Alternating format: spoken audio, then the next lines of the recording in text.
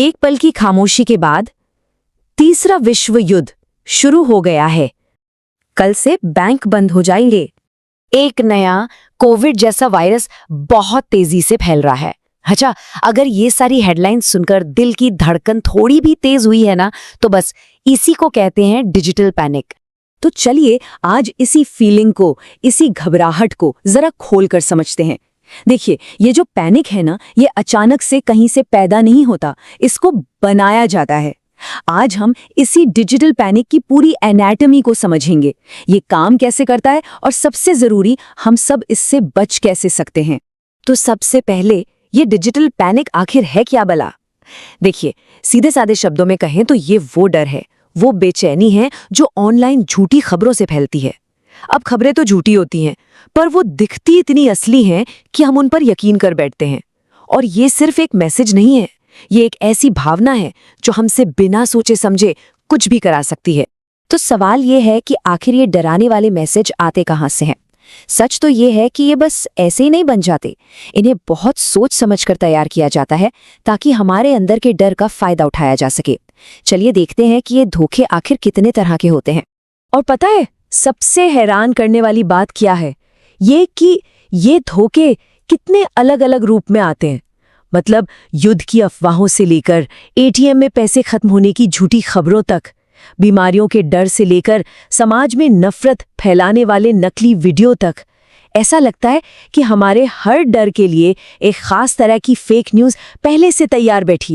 और इनका एक सबसे असरदार तरीका पता है क्या है?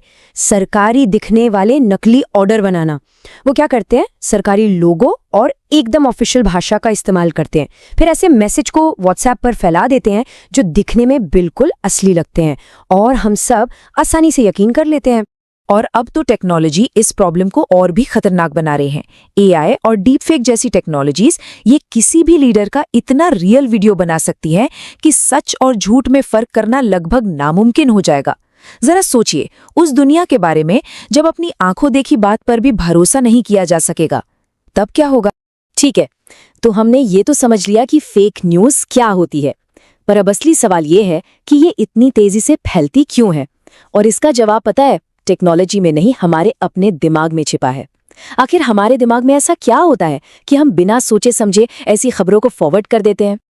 देखिए, होता क्या है कि हमारा दिमाग ना इमोशंस पर, खासकर डर पर बहुत तेजी से रिएक्ट करता है। जब कोई डराने वाली खबर आती है तो वो हमारे दिमाग के लॉजिक वाले हिस्से को बाईपास करके सीधे इमोशनल हिस्से पर अटैक करती है और नतीजा, हम बिना सोचे समझे उसे शेयर कर देते हैं। और हाँ, इसमें टेक्नोलॉजी का भी बहुत बड़ा रोल है। व्हाट्सएप जैसे ऐप्स को डिजाइन ही ऐसे किया गया है कि शेयर करना एकदम आसान हो। बस एक क्लिक किया और मैसेज सैकड़ों लोगों तक पहुंच गया।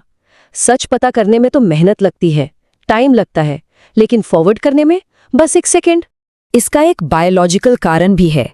जब हम डरते हैं ना, तो हमारा दिमाग एक तरह के सर्वाइवल मोड में चला जाता है।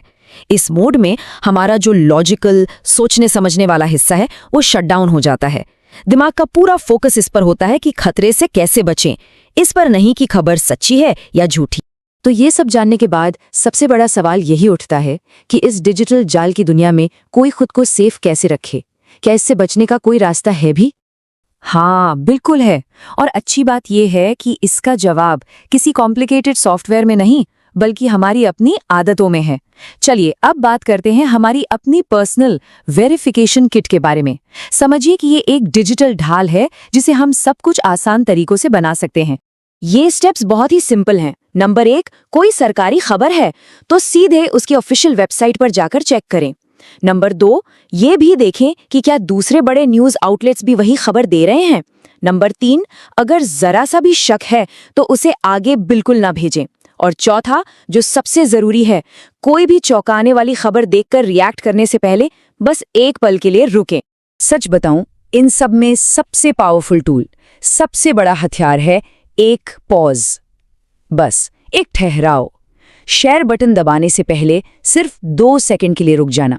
यकीन मानिए, यही एक छोटा सा पल पैनिक के इस पूरे साइकिल को तोड़ सकता है। ये फेक न्यूज़ के खिलाफ हमारा सबसे मजबूत डिफेंस है। तो आखिर में बस एक बात याद रखने की जरूरत है, फेक न्यूज को सच होने की जरूरत नहीं होती, उसे सिर्फ बिलीवेबल लगने की जरूरत होती है, यानी कि उस पर यकीन किया जा सके। तो अगली बार जब कोई ऐसी चौंकाने वाली खबर सामने आए तो क्या शेयर करने से पहले एक पल रुका जाएगा?